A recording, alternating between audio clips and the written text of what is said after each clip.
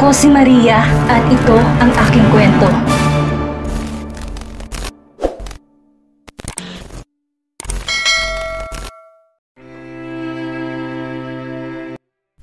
Parehong natigilan sina Aling Marcela at Ana nang makita siya. Mukhang nagulat to sa itsura niya. Sa bagay, hindi niya masisisi ang dalawa. Naglagay kasi siya ng manipis na makeup sa mukha. Makikipagkita kasi siya ngayon kay Fernan eh. Gusto niyang maging maganda sa paninto kaya't nag-aral siya na maglagay nito sa mukha. Namapatingin siya kay Aling Marcela, nakita niya ang saglit na pagdaan ng pag-aalala sa kulbot nitong mukha. Simula pangaralan siya nito, napansin niya, di na siya nito masyadong kinakausap. Alam niya masama ang loob nito dahil sa pakikipagrelasyon niya. Mag-iingat ka, Harleen. Matipid nitong bilin bago pumasok sa kusina. Nakangusong sinundan to ng tingin ni Ana. Halatang nagtataka to sa kilos na matanda. Nag-away ba kayo ni Aling Marcela? Napansin kasi namin na nitong nakaraan palagi siyang tahimik. Hindi kami sanay na ganyan siya. Hindi ko rin alam. Pagsisinungaling niya. Di na lang niya sinabi na baka dahil yon sa kanya. Ayaw niya kasing malaman na iba bukod kay Aling Marcela na may lalaki siyang napupusuan. Kilala niya kasi sila Ana. Siguradong di siya titigilan ng mga to katatanong tungkol kay Fernan. Oo nga pala, magkikita pa sila ni Fernan. Nagmamadali, tumakbo siya papaalis. Aalis na ako, Ana. Bye! Tingnan mo to, araw-araw na lang gumagala. Hoy, Harleen, sandali. Napailing na lang si Ana nang tuluyan nang mawala sa paningin ng dalaga. Napansin niyang palagi tong umaalis. Matapos ang lesson nito kay Mrs. Galvez, palagi din tong nakagayak ng maayos at nagpapaganda. Lalo tuloy lumakas ang hinala niya na may nobyo na ito. Pagdating ni Ana sa kusina, nadatnan nito si Aling Marcela na tila may malalim na iniisip. Ana, anong oras umuwi kagabi si Sir Fernan? Mga alas 11 na po ng gabi. Sagot ni Ana sa matanda. Bakit po, Aling Marcela? Napansin ko lagi niyong tinatanong kung anong oras umuwi si Sir. Hindi pa po ba kayo nasanay? Palagi naman gabi umuwi yun eh, sagot niya. Ang dapat niyong tanungin kung anong oras umuwi si Harleen. Lumapit siya dito at mahina nagsalita. Palagi na lang umuwi si Harleen ng gabi. Mabuti na lang palagi niyang nauunahan umuwi si Sir ng mga 10 minutes.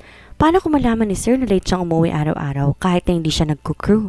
Naku, mabagalitan siya. Eh di ba ho nasumbatan na siya ni Sir noon? Baka mamaya masumbatan na naman siyang sakit pa naman magsalita ni Sir. Ang talas ng dila, nakakasugat talaga ng damdamin. Lalong nahulog sa malalim na pag-iisip si Marcela sa sinabi ni Ana. May hinalang pumasok sa kanyang isip, ngunit ayaw niyang isipin na totoo yon. May isang buwan na rin simula nang magpaalam si Harleen na pupuntahan si Tanya sa Crawford Building para bisitahin. Simula ng araw na yon, madalas nang ginagabi ng uwi si Harleen at ilang beses niyang napapansin na mauunan lang ng uwi si Harleen sa kanyang amo. Kapansin-pansin din ang kakaibang tingin ni Harleen sa binata. Bumuntong hininga siya. Natatakot siya na baka tamang kanyang hinala. Hindi na ibang tao sa kanya si Harleen. Parang apo na ang tingin niya sa dalaga, kaya naman natatakot siya na baka masaktan lamang ito. Aling Marcela! Umahangos na lumapit sa kanila si Mira.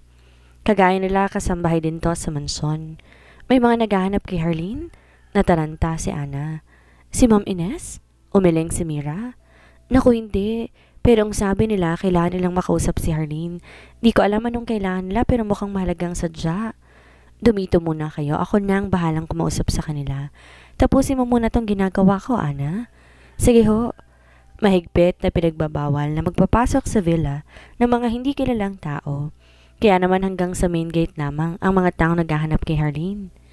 Naabutan ni Aling Marcela ang isang matangkad, gwapong lalaki at isang may edad na lalaking nakasalamin naghihintay sa labas. Katulad ng kanyang amo, mamahaling sasakyan din ang gamit ng mga to. Unang tingin pa lang batid ni Marcela, galing sa mayamang pamilya ang lalaking gwapong matangkad na naghihintay sa labas. Pinakatitigan ni Marcela ang dalawa. Tiyak niya, hindi ito ang pamilya ni Harleen dahil kilala niya ang kapatid ni Ines na si Ismael. Bukod pa ron walang nakakaalam sa pamilya ng dalaga kung nasan to. Magandang hapon sa inyo. Magalang nabati ni Aling Marcela sa mga to. Anong may paglilingkod namin sa inyo? Yumoko ang matandang nakasalamin at magalang din na bumati. Magandang hapon din. Ako nga pala si Ricky Menjola at ito namang kasama ko, si Mr. Almaro Salvacion. Hindi na kami magpapaligoy-ligoy pa. Narito kami upang makausap si Harleen Locsin. Almaro Salvacion? Nagulat man si Marcela, hindi to nagpahalata. Nakilala niyang lalaking kaharap. Isa to sa kanilang mayamang pamilya sa bansa. Anong kailangan ng mga to sa dalaga? Pasensya na kayo, ngunit wala ditong hinahanap ninyo. Walang Harleen Locsin na nakatira sa bahay na to. Makakaalis na kayo. Sandali. Pinigilan si Marcela ni Ricky. Nakikiusap kami. Mahalaga ang sadya namin dito ni Almaro. Pasensya na, Mr. Menjola. Ngunit wala ditong taong hinahanap ninyo. Makakaalis na kayo. Mukhang wala silang magagawa para pigilan ng matanda. Kaya naman kumuha si Ricky ng calling card at inilagay ito sa kamay ni Marcela. Kung sakaling magbagong isip mo, tawagan mo kami at ipagbigay alam kung nasan si Harleen. Kailangan namin siyang makita sa lalong madaling panahon. Tiningnan ni Marcela ang calling card na inabot nito. Sanremo Investment Inc. Kung ganon, dalawang malaking pamilyang naghahanap sa dalaga. Sino ang mga ito? Bakit hinahanap ng mga to si Harleen? Inalis na lamang ni Marcela ang tanong sa isip.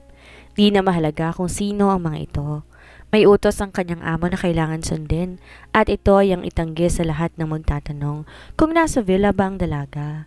Yon ang mahigpit na bilin ni Fernan sa kanila at batid niya para yon kay Harleen. Marahil upang itago to sa sariling pamilya pero sino ang mga taong to? Nanlulumo si Ricky sa pagtanggi ni Marcela. Malungkot tong nakatanaw sa papalayong matanda. Buong akala niya magkakausap na sila si Harleen, ngunit bigo sila. Natitiyak mo bang naririto si Harleen? Tanong ni Almaro sa lalaki. Ito rin nakatanaw sa papalayong si Marcela. Nang tumango si Ricky, nag-isang linyang kinin ng binata.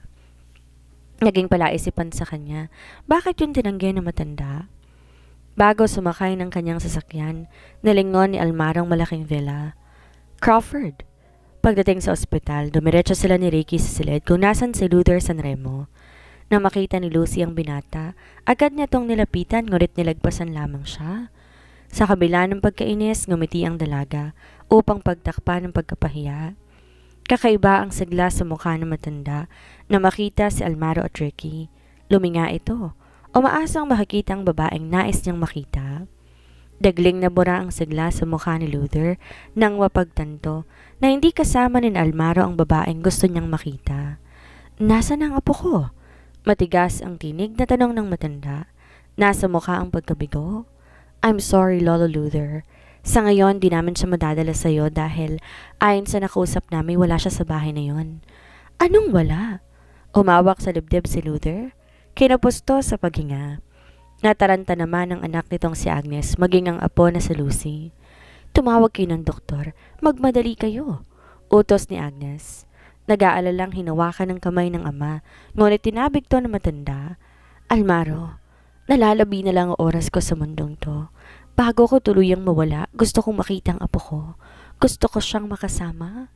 Gawin mong lahat ng paraan upang maibalik siya sa pamilyang ito. Yumoko si Almaro sa matanda. Huwag kang mag-alala, Lolo. Ibabalik ko si Harleen sa pamilya ninyo. Papa, isang beses mo palang nakitang babaeng yon. Paano mo natitiyak na anak siya ni Harley? Natahimik si Agnes at tila nalulon ang dilang tumahimik ng tingnan ng matalim ng ama. Si Ricky ang sumagot kay Agnes. Kung nakita mo lamang siya, tiyak ko, maski ikaw ay magugulat. Di lamang niya kamukha si Ma'am Harley, para silang pinagbiyak na bunga. Lihim na kumuyom ang kamay ni Agnes sa tinura nito. Bumaling si Luther sa mag-inang sina Agnes at Lucy. Lumabas kayo. May pag-uusapan kami ni Almaro at Ricky. Pero Lolo, inawakan ni Agnes ang kamay ng anak at sumenyas na huwag magsasalita. Sige po, Lolo. Labag sa loob na sagot ni Lucy bago lumabas na masama ang loob kasama ng ina. Na makalabas sa mag-ina, sumenya si Luther sa kanyang secretary na si Ricky na isara ang pintuan. Bring back my grandchild to her own family, Almaro. Ang pamilyang to ang kanyang tunay na pamilya.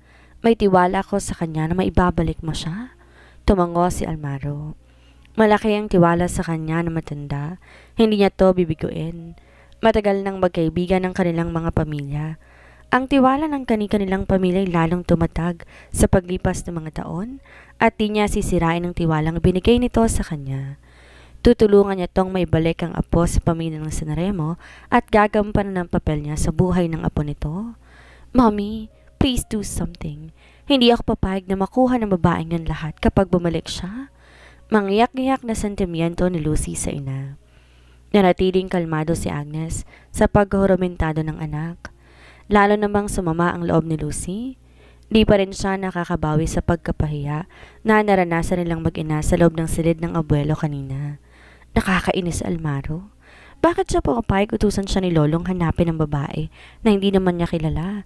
Naniniwala ka ba na nakita talaga ni Lolong anak ni Tita Harley? Kasi ako, Mommy, hindi. Di ba't nakarating sa inyo ni Lolo? Kasabay na namatay ni Tita ang anak niya nung nanganak siya? Kaya that's impossible. Hindi anak ni Tita Harley ang babaeng yon. I'm sure kamukha lang siya ni Tita. Lolo is just hallucinating because of his guilt. Tinaas ni Agnes ang kamay upang patahimikin ang anak. Tumahimik naman si Lucy na makuha ang nais itong sabihin. Nothing will change even if you cry, Lucy. So stop thinking about those things. Dahil katulad nga ng sinabi mo, imposible na anak ni Harley ang babaeng yon. Hayaan nating magkita sila at mapatunayan na dala lang ng guilt kaya nakita niya sa ibang tao si Harley. Matandaan ng lolo mo. Hayaan na lang natin siya sa mga bagay na gusto niya. Mommy, paano kung apo nga siya ni Lolo? Saglit na natigilan si Agnes. Ngunit pagkaraan ng ilang sandali, ngumiti ito. Hindi mo kailangan matakot sa bagay na imposibleng mangyari, Lucy. Hinaplos nito ang pisngi ng anak. Walang ibang apo ang lolo mo, kundi ikaw lang, anak. Ngumiti si Agnes. Gumaan ang dibdib niya sa sinabi ng ina. Tama ang kanyang ina. Hindi siya dapat magpa-apekto sa bagay na imposibleng mangyari. Wala si Sir Fernan. Kanina pa siya umalis. Nawala ang ngiti ni Harleen.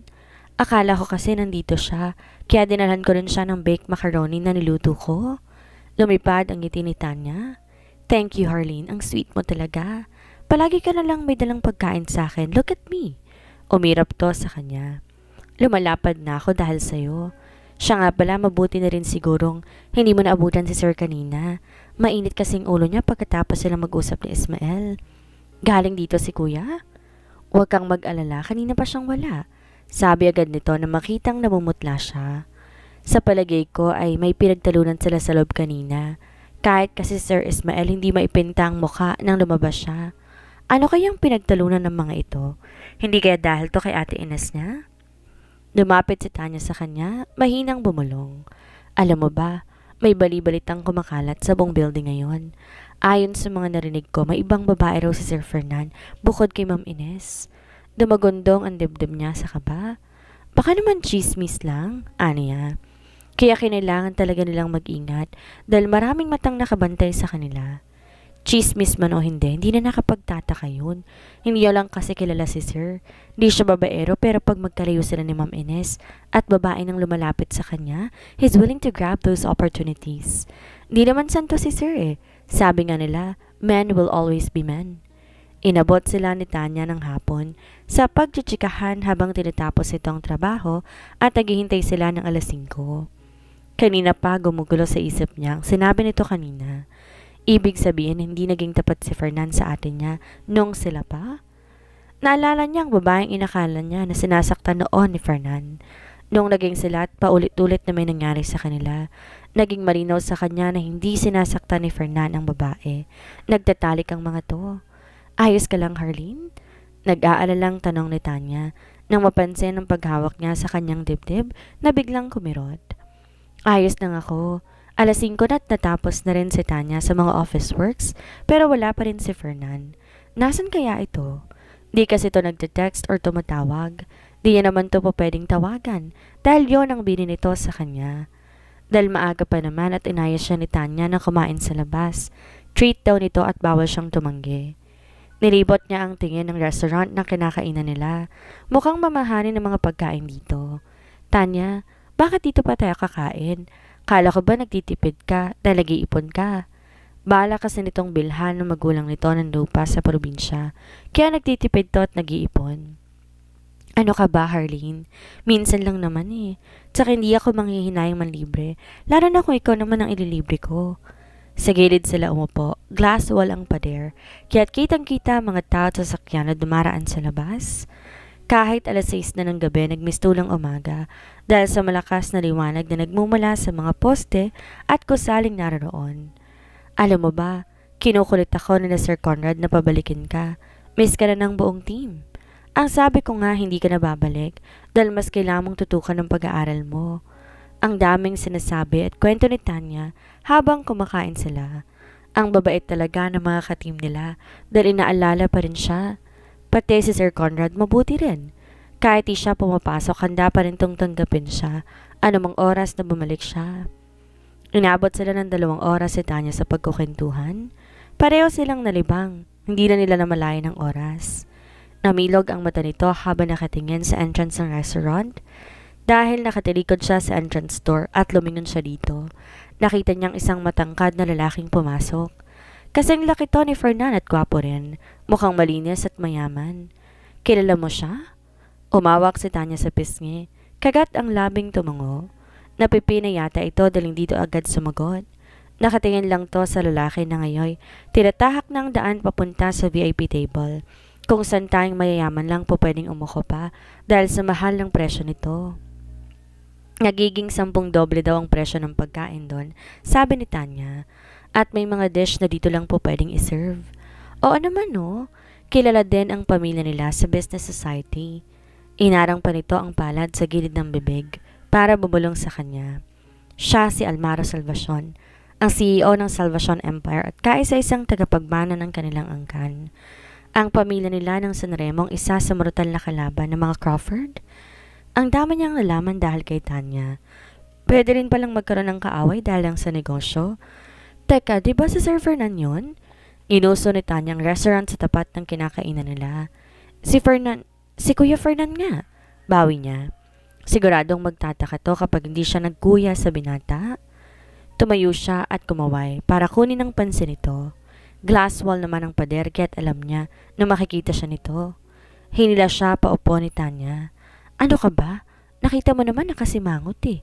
Sigurado mainit ang ulo niyan. Tama si Tanya. Mukhang mainit nga ang ulo nito dahil hindi may pinta ang mukha nito. Di bale, imamasahin na lang niya to mamaya para mabawasan ang init ng ulo nito.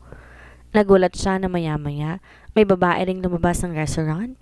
Ate Ines? Kaya naman pala hindi na bumalik si Sir sa office dahil sa babaeng yan. Sa bagay mas maganda ngayon eh. Kapag wala kasi si Sir, nakakakilos lahat ng maayos sa building. Mas nakakahinga kaming lahat ng maluwag. Nagulat si Tanya na makita siya, namumula ang mga mata. Harleen, bakit? May problema ba? Di siya nakasagot. Baka kasi maiyak lang siya kapag nisalita siya. Ngayon lang siya nakadama ng gantong klaseng sakit ng kalooban. Ito yata ang tinatawag na selos. Wala rin naman siyang dapat ikaselos dahil hiwalay ng dalawa, pero siya lang nakakaalam nun at ang kapatid niya. Kaya sa mata ng lahat, ate pa rin niya ang nobya nito. Ang mabuti pa, umuwi na tayo. Dito lang muna ako, ayoko pang lumabas. Baka kasi makita siya ng ate niya kapag lumabas siya. Nakakaunawang tumango ito. Oo nga pala, baka makita ka ng bruhang yan. Umingos ito. Bilib din ako sa relasyon ng dalawang yan, iha ha? Ang tibay. Sa bagay naman silang dalawa. Magkaugali sila. Iwalay na sila. Kusang nanulas iyon sa labi niya kaya naman ngumiti siya ng pilit dito. Ang ibig kong sabihin, paano kung hiwalay na pala talaga sila? Malabo ang sinasabi mo, Harleen. Bakit hiwalay ni Ines ang lalaking dahilan kaya siya nakilala sa fashion industry? Alam mo ba, hindi naman talaga kilalang fashion designer ng kapatid mo. Pero nung maging sila ni Fernan, biglang nag-boom ang career niya. Usap-usapan nga na kaya lang naman daw nakilalang kapatid mo ay dahil kay Fernan. Alam naman nating lahat kano ka-impluensyang pamilya nila. Kaya malabo na makipaghiwalay si Ma'am Ines kay Sir. Tama ito. Malabo nga makipaghiwalay ang ate niya. Siguradong hindi papayag ang papa nila. Malabo rin na makipaghiwalay si Sir sa kanya. Ang usap-usapan kasi, mahal talaga ni Sir Fernan si Ma'am Ines. Kaya nga hindi niya to iniwalayan kahit madalas silang di magkita. Ang chismis pa nga hinintay lang ni Sir Fernan si Ma'am Ines kung kailan to magiging handang pakasalan siya. In short, malabo silang maghiwalay. Harleen, sandali, saan ka pupunta? Restroom lang ako. Di niya na hinintay na magsalita ito. Umalis na siya at nagpunta ng restroom. Malabo daw na maghiwalay ang dalawa. Di dapat siya nasasaktan dahil alam niyang totoo. Siya na ang girlfriend ngayon ni Fernan, hindi ang ate niya. Pero nasasaktan pa rin siya dahil walang nakakaalam nun bukod sa kanila. Di niya makita ng malinaw ang daraanan niya dahil sa nagbabadyang luha. Dati naman hindi big deal sa kanyang ilihim ang relasyon nila. Pero ngayon nagsisimula na siyang maghangad ng sobra. Masama ba to? Ouch! Napaigik siya nang tumama ang mukha niya sa pader. Pinahid ang luhang tuluyang tumulo sa mata at tumingala. Hindi pala siya sa pader bumangga kundi sa isang tao. Ito ang lalaking kinakwento ni Tanya sa kanya kanina. You!